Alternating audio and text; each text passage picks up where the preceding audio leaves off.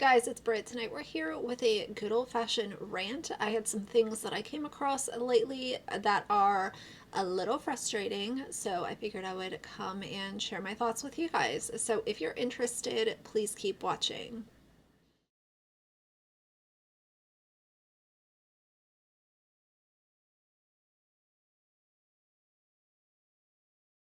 All right, you guys, so I'm going to talk about a few different things in this video. First, I want to talk about Jessica Kent and a little update on her. Second, I want to talk about Jessica Kent's toxic fans, the ride and cry crew, as I call them, because I think ride or die, just useless. So I've renamed them. My opinion, whatever, who cares? I also want to take a minute and talk about Zav Girl and Natasha Cooper. And lastly, I'm going to talk about a TikToker that I came across lately. And this woman is just a big old problem in herself. So we are going to talk about all of it. So first things first, let's talk about Jessica Kent. I've received two different kinds of comments the last couple of weeks. Number one is, why are you talking about Jessica Kent and doing update videos? And the second comment is, why are you so obsessed? So it's on two completely opposite ends of the quote argument. The reason that I haven't been doing really consistent videos about updates with her is because, to be honest, I have said pretty much everything that I can say about the situation. I have tried to cover her from the seat of somebody that was a supporter of her for numerous years and saw some problems I didn't like. They multiplied and they got worse. And I came to my channel and I decided to have an open dialogue with you guys because that's what I do on my channel. I have opinions, I share them. I don't share all of my opinions, but most of the stuff that I come across online, I'm comfortable making a video because I have a commentary channel and I cover things. Usually I try to make sure that I'm covering them from a fair standpoint and not being cruel or gross in the things that I say, and that's just kind of like what I do. Most of you guys understand that.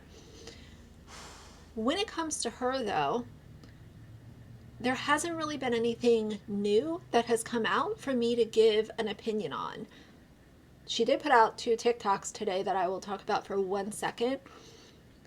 But as far as her dishonesty and the deflecting and the lies that have been exposed and everything that has come out about her, I've shared my opinion. Jessica Kent showed me who she is, and I believed her. And I have said pretty much all that I can say about everything that we've seen. Now, if there is new info that comes out, of course I will make a video and we will continue the conversation. But I'm also trying to cover Jessica, from just somebody that has an opinion. I don't have a background or education in recovery or mental health or anything like that. So I'm just a girl with an opinion. That's all that I am. So that is why there has been a lack or a little bit of a break in how often I have things to say about Jessica. The other side of the argument, and this is going to bleed into talking about her toxic fans, people saying, why are you so obsessed? They come across videos that are weeks or months old on my channel, and I guess the algorithm is pushing them out, so thanks to the algorithm for working in my favor. But people are coming across these videos and they say, oh, you're obsessed. Oh, you need to get a job, get a life. Who are you? Blah, blah, blah. The same old arguments that I always hear. Her fans are some of the most toxic that I have come across with all of the people that I have covered on YouTube. Usually when it comes to the fans of family vloggers like the Doherty Dozen or the Ace family or the Rant fan, the fans of these people typically just really like the family vloggers and they think that it's the most wholesome thing ever, and they don't see the argument of kids not having channels built on their backs and making money off of your kids. They just don't understand that, and they think that I'm bringing down something really pure and wholesome. And that's their, that's their choice. If they want to look at it through one lens and not, look at anything else, then that's fine. But that's usually the argument that they come to my channel with. With Jessica, she has shown so many bad things to you guys through her content, through her own words and her own actions. She has lied. She has denied. She has lied again. She has had convicted around her children, and then she discounted it and tried to say that people were blowing it out of proportion. She has had DCFS fully involved with her children. She has been tampering with things to satisfy DCFS and their requests that they have made to her. And to be shown all of that and still say, well, she's the best and you're jealous. Like, that's the thing that these people will come to my channel with. And I haven't seen anything quite like that during my time doing commentary on YouTube. Just strictly denying exactly what's going on right in front of your eyes. And I think that there is a core group of her fans that literally anything could come out about Jessica and they would say that we're misunderstanding it, we're blowing it out of proportion, we're just coattail riding, whatever, mindless excuses they come up with. It's usually the same, 4 or 5 that they use. And that's one of the more interesting things that I have walked away from covering Jessica Kent with, is just the level of toxicity and the size of the blinders that her fans have on their faces. Now, she put out a couple of TikToks with this guy who is also on TikTok. He has around 50,000 followers, and she's using her platform to basically share his story and try to get him the help that he needs. I'm not going to share the video because honestly, it's frustrating to watch, but I will leave a link down below if you want to listen to it for yourselves. Jessica is doing this thing of look over here, don't look over there. She's trying to come out of all of this scrutiny and pressure from people wanting her to take accountability and stop deflecting and saying, oh, well, I don't remember, I don't know, that was so long ago, I don't know, I lied, I might have lied, I don't know, I don't remember. She's trying to come out of that and everything else that we've been talking about and build her own redemption arc, in my opinion. And one of the ways that she is doing that is to show this super wholesome side of content creation. She's integrating her children into her content more. Before, I didn't see her kids that often on TikTok, and they have been in numerous videos as of lately. She's constantly talking about her kids, what activities she's doing with her kids, and doing these like home improvement TikToks, mixing paint and all kinds of boring stuff nobody would care about. And now she's taking it a step further to say, look at the good things that I'm doing. Let's not talk about everything else that has been exposed, because I'm putting this right in your face, and it's a tragic story of this guy that really needs help, and I'm allowing him to use my platform, and I'm just here as a decoration. Don't look at me. All of the attention is for him. I want my followers to help this guy that I have on my channel. It's a very odd rebranding and kind of distraction technique that she's using, because in my opinion, I do think that it's a distraction technique. Tracy Noelle is coming out with her final part on her Jessica Kent controversy series. And I've been sitting back kind of waiting for that, because once that comes out, if there's new info that I have opinions about, of course I will make an updated video.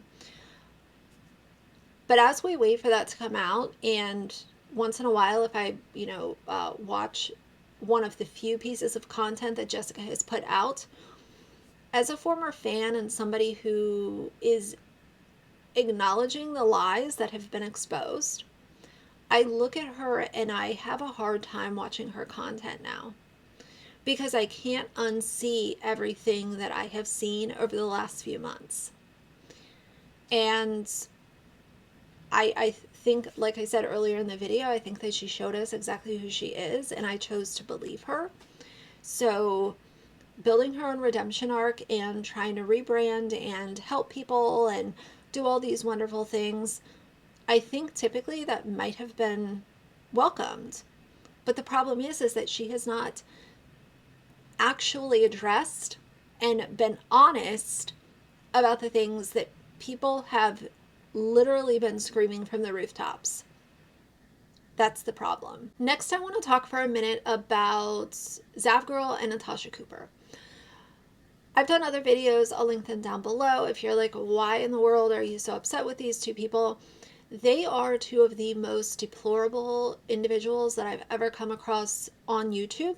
Not during my time as a commentary channel, but since I have been watching YouTube. My entire time watching YouTube, these two made it a choice to put uncensored autopsy photos of Gannon behind a paywall and then double down. And then Zavgirl decided to put out what she called an apology. I called it a short video full of excuses and justifying her disgusting behavior. I'm looking at their subscriber counts just out of sheer curiosity, because you would think if anyone did that, they would lose all of their subscribers. Like there's no way that people would actually stick around and continue to support somebody like Natasha or the Zavgirl. They have not lost that many subscribers. And looking at the numbers, Zavgirl's quote apology, aka the video full of excuses, I think that it has around 30,000 views. She has not even lost 30,000 subscribers. She has lost, I think, around 5,000. She had over 90, and now she has 87 or something like that. I'll put a current count up on the screen for you guys, but it's not really budging. So I'm not sure if people are sticking around to see kind of what happens next, if they are going to stay subscribed because they just think that that behavior is okay. But I look at people that are successful on social media, and so many times it's these people who have big following and they do the most disgusting stuff, and it's like they just continue to keep it moving. They will sit there and lie, cheat, and steal their way through building their platform, and then something like this will happen. People call them out. Like, this is one of the most disgusting things that I've ever come across on social media. And the platform is still standing. Now, I don't know if she comes back with other content, like, is she going to get views or whatever? I'm still trying to wrap my head around the fact that their subscriber number hasn't dropped, like plummeted into the ground. The behavior that is accepted on social media is wild to me, because I think about myself, and obviously I would never do anything like what those two did. But I feel like if I say one wrong thing, I'm, being screamed at by people. I can literally say one thing that people strongly disagree with, and I feel the heat from that. I feel, people yelling at me and unsubscribing and sending me nasty messages and saying how crazy I am for having this certain opinion that they happen to disagree with. And then you have people like this who show autopsy photos of a child behind a paywall, and their platforms are still kind of standing. I don't know. That to me is kind of wild. Social media is so weird. I say it all the time. What a weird place to exist. What a weird place to try to make content. And, you try to make content and show your morals and do things to the best of your ability. And you come across stuff like this, and it just really makes you scratch your head. At least for me, it does. The last thing I want to talk about is this TikTok voodoo lady that I came across a couple days ago. As most of you guys probably know, if you follow true crime, or if you've even just been like listening to the news, there was a young lady in Alabama, Carly Russell, who went missing for a couple days. There's a bunch of questions surrounding like the facts and evidence and what the parents are saying versus what other people are saying, and there's conspiracies and talks of it being a hoax and questions and no answers and all of this kind of stuff. And obviously, like people in true crime do, this story was getting a lot of attention, so some of the true crime people decided to use this to their advantage. And I have no problem with people covering true crime, giving their opinions on the actual evidence and opening up a conversation. Like, I'm here for that. But what some of these people do, and what this voodoo TikTok lady was doing, is she came on and said that she had communicated, I guess, like spiritually with Carly. And she said all of this stuff about like houses and a green field and a hill and stuff about where Carly allegedly was. And then she said that she called the detective that is working on this case and basically offered him a conversation. If he wanted to speak to a spiritual medium or whatever, that she shared her phone number with him so that she could give additional info that she wasn't going to tell TikTok, but additional info that she knew because she had somehow connected with Carly. Hey, my beautiful people. So I have asked to go in on Carly Russell, to astral travel to her to see if I can give any insight to her well-being, where she is. So I have decided to do that, not because I was requested, but because it's a sad situation and my heart goes out and I want to know for myself as well. So I want to start off by saying that she showed me a lot of things. I would not say everything that she showed me, but I will give you some insight so you can kind of understand where she's at right now. Now, understand that I went to her as an astral travel, so that's spirit to spirit. What I'm seeing is what her spirit felt the most important to show me. So her parents have addressed the situation and they gave a description of her personality. And they said that she's a very loving and giving person. And when I say that's not an exaggeration, that was the first thing that her spirit decided to show me first. Being that she's in the situation that she's in, she's still thinking about other people. She showed me a couple of people, but one that stood out the most is there's some girl or lady, woman that has an issue going on right now. I don't know if I feel like it's an issue with the mom. That's what they were saying. But this person is not an affectionate person. So they don't show their emotions or affections and they tend to act like everything's okay. But Carly will kind of push herself on you to, to let you know that she's going to let you know that you're going to be okay. I just saw her uplifting people, just making sure everybody is okay, no matter what. Okay. Now, Carly is very high vibrational. Even though this ordeal is going on, she is not low vibrational right now. And she is putting up a fight. She is giving them a run for their money. She showed me some houses. These houses are on a hill and the lawn, the grass is very green and the houses are on a hill. She also showed me a lot of water as well.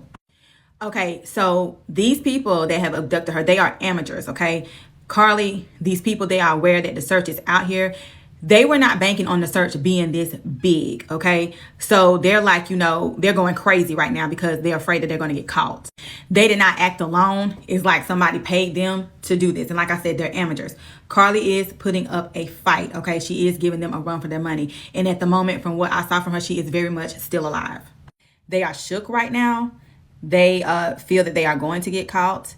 And at this point, they don't know what to do. Time is of the essence, as we know. Now, I said I won't share some details. I have contacted the detective. I left my name and my number. If they are interested in medium insight, I did ask them to contact me for more information of what I saw. I will go to her again to get more information to help the situation.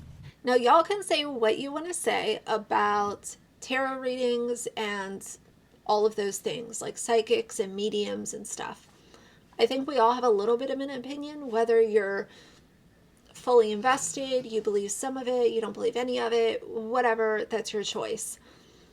But the one thing that I will say is the mediums and psychics on TikTok are some of the most disgusting, zero boundary having, money greedy, just doing anything for clicks that I have come across. Literally the mediums on TikTok are a subset, all on their own. It's wild to me.